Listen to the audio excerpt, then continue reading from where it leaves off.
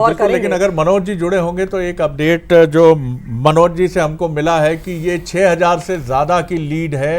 Update lead जो 8वें round की है, मनोज के पास ये अपडेट है। मैं मनोज की तरफ चलना चाहूंगा। मनोज, ये तो एक बड़ी लीड की तरफ बढ़ती हुई नजर आ रही है। 8वें राउंड की बात करें, क्या अपडेट है आपके पास, बताइए। देखिए शरद जी, मौके पर जब होते हैं तो चीज़ें, मैंने लगातार मैं ये कह रहा हूँ कि शहरी क्षेत्र में जैसे ही गिनती शुरू होगी तो ये मुश्किल बढ़ाएगी। लेकिन आप देखिए, कुल मिलाकर हम देखें तो घनश्याम सिंह को 6,828 मत मिले। मैं 8वें राउंड की बात कर रहा हूँ, और आशुतोष तिवारी को 3,540। तो बड़ी लीड करीब 1303 दामोदर यादव को मिले, यानी दामोदर यादव भी शहरी क्षेत्र में कुछ वोट लेने में सफल रहे। कुल मिलाकर 6,583 वोट कांग्रेस को मिल गए हैं। कांग्रेस आगे चल रही घनश्याम सिंह। तो इसका मतलब यह है कि अब बड़ी बढ़त ले ली, और इस बढ़त को पीछे छोड़ना बीजेपी के लिए थोड़ा सा अब कठिन होगा, क्योंकि अब जिस क्षेत्र में भी जाएंगे 6,500-7 हज़ार की यदि आपकी बढ़त हो जाती है, आप जानते हैं चुनाव में, तो ये बहुत बड़ी बढ़त कहलाती है, खासकर विधानसभा के चुनाव में। हाँ, ये जरूर है कि भारतीय जनता पार्टी की तस्वीरें मैं दिखाता हूँ, कुछ चहल पहल बड़ी है। जिनको सबसे पहली जिम्मेदारी दी गई थी, जगदीश देवड़ा, वो अभी डिप्टी सीएम यहाँ पहुंचे हैं। शायद इस पर बात करेंगे, मैंने प्रयास किया था, बात उन्होंने की नहीं। लेकिन कुछ इधर भी हलचलें देखेंगे तो थोड़ी सी भीड़ भाड़ दिखाई दे रही, और वो भीड़ भाड़ अब ज़्यादातर मीडिया की है कि आखिर यहाँ से किस तरह की प्रतिक्रिया मिलने वाली है।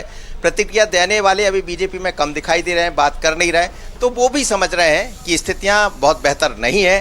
परिणाम जो दिखाई दे रहे हैं शुरुआती तौर पे, जो रुझान, क्योंकि 8वें-9वें राउंड में खबरें ये भी आ रही है कि 9वें राउंड में भी बढ़त ले ली है। अब वो कितने से ली है तो हमारे सहयोगी वहाँ मौजूद है, थोड़ी देर में मैं वो आंकड़ा भी आपको देने वाला हूँ कि 9वें राउंड में आखिर कितनी बढ़त पहुँच गई। लेकिन एक बड़ी बढ़त कांग्रेस लेने में कामयाब रही। उसके पीछे बहुत सारी चीज़ें हैं, ज़मीनी हकीकत हम देख रहे थे, कुछ गलतियां हुई होगी, कुछ चूक हुई होगी, शायद उसका लाभ उठाया। और दूसरा, कांग्रेस ने बड़े रणनीतिक तौर पर चुनाव लड़ा था, ग्रामीण क्षेत्रों पर खासा फोकस किया था, जहां से बढ़त मिलती है वहां भी बहुत अच्छा बीजेपी नहीं कर पाई। मनोज, एक सवाल हम उसको समझने की कोशिश कर रहे थे कि आखिर आशुतोष तिवारी का चेहरा वहाँ एक अपीलिंग चेहरे के तौर पर क्यों सामने नहीं आ पाया?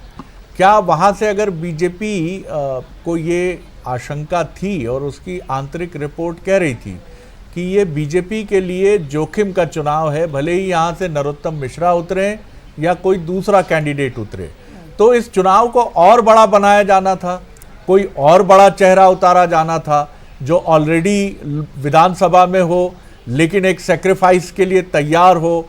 एक बड़ा चेहरा आता तो शायद वहाँ का चुनावी परिदृश्य और गर्म आता, कोई बड़ा लीडर जो पूरे मध्य प्रदेश में एक अपने चेहरे की धमक रखता है। आपको लगता है कि क्या ये एक अहम सवाल है कि कहीं ना कहीं आशुतोष तिवारी वो चेहरा नहीं बन पाए जो दतिया से एक अपनत्व जोड़ पाए?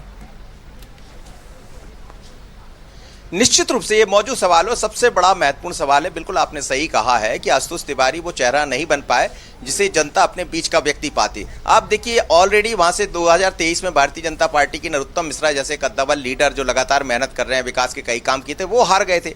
उसके बाद आप उन्हीं को हटाकर एक नए चेहरे को दे रहे हैं, और वो चेहरा भी ऐसा जिसकी जान पहचान तो नहीं थी, क्योंकि अमूमन हर गली चौराहे पर ये चर्चा की जा रही थी कि नया चेहरा है, हम जानते नहीं है उनको। तो मुझे लगता यदि आज कोई बड़ा चेहरा होता, और आपको याद होगा एक चौराहे पर मैं लोगों से बात कर रहा था, तो उन्होंने भी कहा था कि यदि नरोत्तम मिश्रा का ही टिकट काटना था तो उनसे बड़ा कोई चेहरा दे देते, बिल्कुल तो मनोज, हम बिल्कुल सोच भी पाते। लेकिन घनश्याम बघेल बड़ा चेहरा है और स्थानीय चेहरा है, किले से जुड़ा हुआ चेहरा है, तो उसका लाभ कांग्रेस को मिलता हुआ बहुत दिलचस्प बात थी मनोज, और मैं उसको बिल्कुल सुरक्षित रखे हुए हूँ। आपकी जो बात हुई थी, जो आपने नब्ज पकड़ ली थी दतिया की, और जब एक तरफ वो कह रहे थे कि ये तो हार जाएंगे, ये तो नहीं हार जाएंगे, तो आपने कहा कि इसका मतलब है कि ये निकल जाएंगे, बीजेपी का कमल का फूल आगे हुए। हमने जय थोड़ी कहा, पंडित जी के लिए भी खतरा है, घनश्याम जी के लिए भी चुनौती है।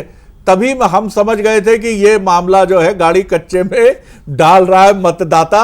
जब वो अपना मन नहीं पढ़ने देता तो अप्रत्याशित नतीजे लेकर आता है। आप बने रहिएगा मनोज हमारे साथ। इस समय हम सीधे दतिया चल रहे हैं, जहां उमेश लगातार अपडेट के साथ है। उमेश, क्या 8वें राउंड से आगे भी कुछ है हमारे पास मैसेज? जी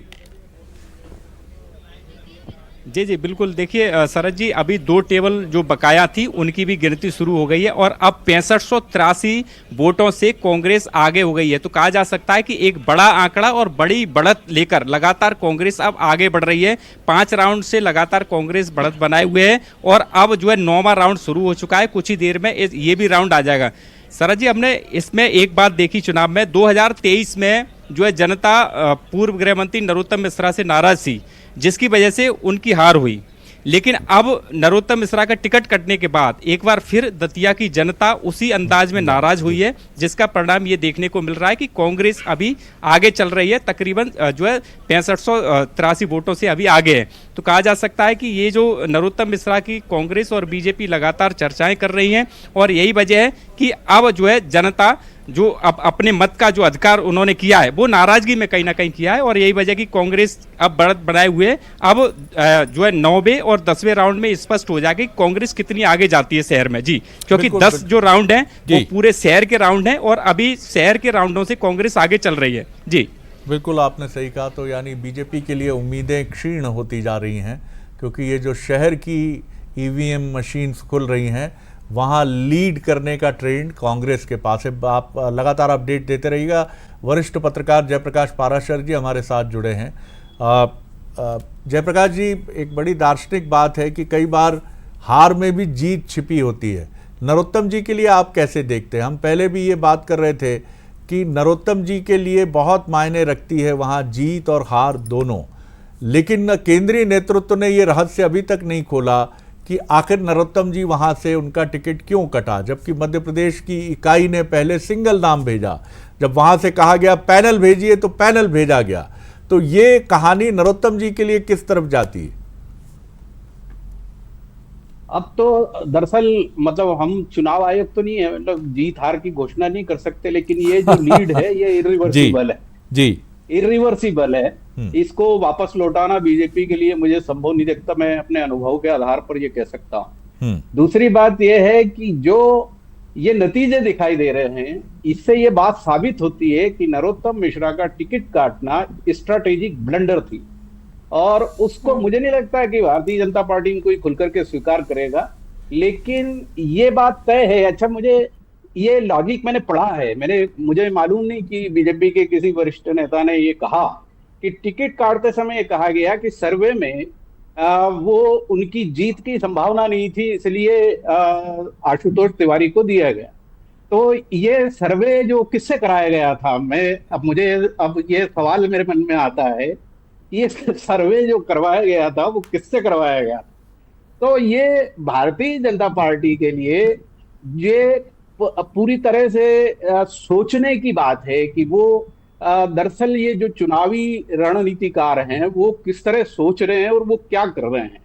मैं जानता हूं, सब लोग जानते हैं कि इस चुनाव के हार जीत से भारतीय जनता पार्टी के सरकार पर कोई असर नहीं पड़ता, लेकिन भारतीय जनता पार्टी पर असर पड़ता है।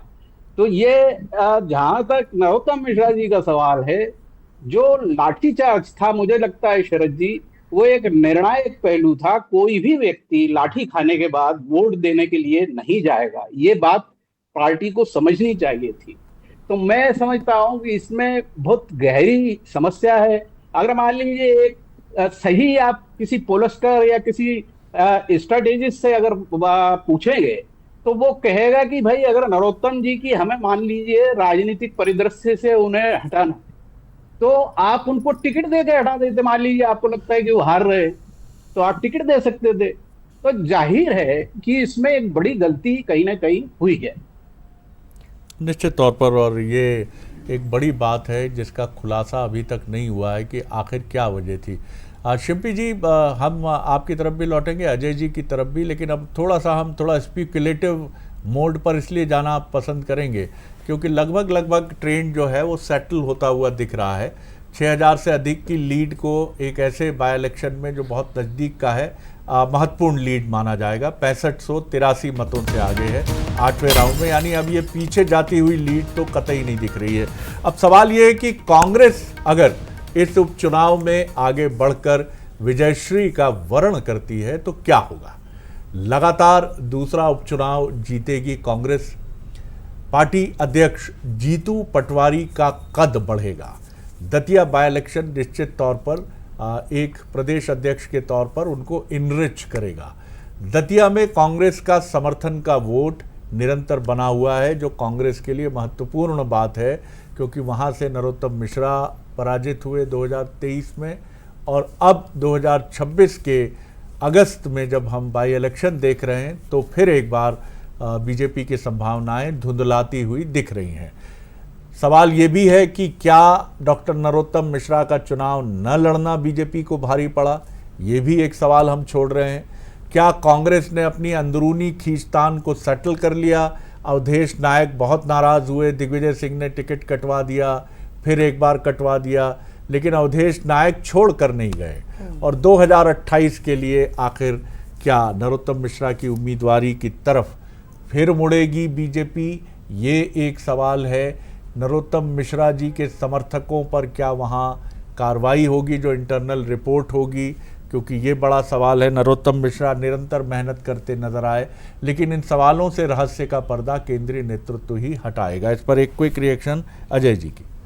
देखिए शरद जी, हम पूरा जनादेश का सम्मान करते हैं, इसमें कहीं कोई आपत्ति नहीं है। जनता का जो जनादेश है वो सिरोधार्य है। लेकिन मैं अभी कांग्रेस के प्रवक्ता को भी सुन रहा था, जब हमने संस्थानों की बात की तो उन्होंने कहा कि भाजपा भी यही करती रही, आपको आईना देखना चाहिए। 50 सालों तक भाजपा विपक्ष में रही, ऐसा कोई इतिहास नहीं रहा कि भाजपा ने निर्वाचन प्रक्रिया को, निर्वाचन आयोग को, सुप्रीम कोर्ट को, यहाँ तक कि प्रशासन को दोषी ठहराया हो। इस तरह का कभी कोई इतिहास नहीं रहा। ये परंपरा पिछले 10-12 सालों से कांग्रेस पार्टी ने चालू करी, और हम कहते हैं कि आप तो जनादेश का सम्मान करिए। आज जनादेश आपको मिला, हम उसको भी स्वीकार कर रहे हैं, लेकिन जब आप पराजित होते हैं तो आप क्यों स्वीकार नहीं करते हैं? क्यों कहने लगते हैं कि प्रशासन ने जिता दिया, सरकारी तंत्र ने जिता दिया और आखिरी में ईवीएम ने जिता दिया? तो लोकतांत्रिक प्रक्रिया को सभी को सम्मान करना चाहिए। और ठीक है, ये बड़ा विषय है। अगर ये परिणाम आता है, ये बिल्कुल हमारी उम्मीदों के अनुरूप नहीं है। हम बेहतर परिणाम की उम्मीद कर रहे थे। हमारे कार्यकर्ताओं ने बहुत मेहनत करी थी। दतिया को भारतीय जनता पार्टी की सरकारों ने बहुत सारी सौगातें दी, ये भी दतिया की जनता जानती है। उसके बाद भी अगर परिणाम, आखिरी परिणाम भी हमारी अपेक्षा के अनुरूप नहीं भी होगा तो हम उसकी विस्तृत समीक्षा करेंगे, आगे के लिए तैयारी करेंगे और भविष्य में जनता का विश्वास जीतने के लिए दुगनी ताकत से जुटेंगे, ताकि 2028 में मध्य प्रदेश की जनता का विश्वास दुगनी ताकत से भारतीय जनता पार्टी के साथ जुटे। नरोत्तम मिश्रा जी को उम्मीदवार बनाएंगे? देखिए, ये तो भारतीय जनता पार्टी नेतृत्व समग्र तौर पे चर्चा करेगी और इसके परिणामों का विश्लेषण होगा। ये एक किसी भी पॉइंट पर इसका विश्लेषण नहीं किया जा सकता है। ये तो एक समग्र विश्लेषण का विषय। मैं कहता हूं कि ये हमारी अपेक्षा के अनुरूप नहीं है परिणाम, हम स्वीकार करते हैं। जयप्रकाश जी, क्या आपको लगता है कि मैं शिल्पी जी की तरफ पढ़ूं उससे पहले एक जो जिज्ञासा मेरे मन में है, क्या ये चुनाव ये बताएगा कि बड़े चेहरों का अपना महत्व होता है? आप चुनाव में, हो सकता है नरोत्तम मिश्रा जी रहते तो तब भी नतीजे यही होते, हो सकता है, मैं इससे इनकार नहीं करता, लेकिन बड़ा चेहरा चुनाव को रोमांचक बनाता है, बड़ा चेहरा चुनाव में उतरता है। तो कार्यकर्ता घनश्याम सिंह जी आशुतोष तिवारी से बड़ा चेहरा थे सर, इससे इनकार आप नहीं कर सकते। घनश्याम सिंह जी जो हैं वो वहाँ जाना माना नाम रहे हैं, राज परिवार से संबंध रहा है, तो कांग्रेस की ये रणनीतिक जो पहल रही वहाँ, वो बीजेपी पे भारी पड़ी। जी हाँ बिल्कुल, उनकी अगर आप चुनावी जो कैंपेन है उसको देखें गौर से, तो वो हर जगह हर भाषण में ये बात कहते थे कि मेरा इससे तो कोई मुकाबला ही नहीं है, नरोत्तम मिश्रा होते तो कुछ मुकाबला भी होता। तो जाहिर है कि वो कहीं ना कहीं इनको बहुत हल्का कैंडिडेट के तौर पे प्रस्तुत करना चाहते थे। वो ये प्रस्तुत करना चाहते थे कि ये चुनाव जो है ये एक तरफा है, भले ही नहीं था। बीजेपी तो पूरे अपने लाव लश्कर के साथ चुनाव लड़ी है, उसमें तो कोई संदेह नहीं है। लेकिन जो बुनियादी एक जो आप बड़ा चेहरे की बात कर रहे हैं, इसमें चेहरे से ज्यादा मैं इस बात पर ज्यादा जोर देना चाहूंगा कि कोई लीडर जब 30-40 साल की राजनीति कर चुका होता है, उसका एक बेस बनता है। चलिए।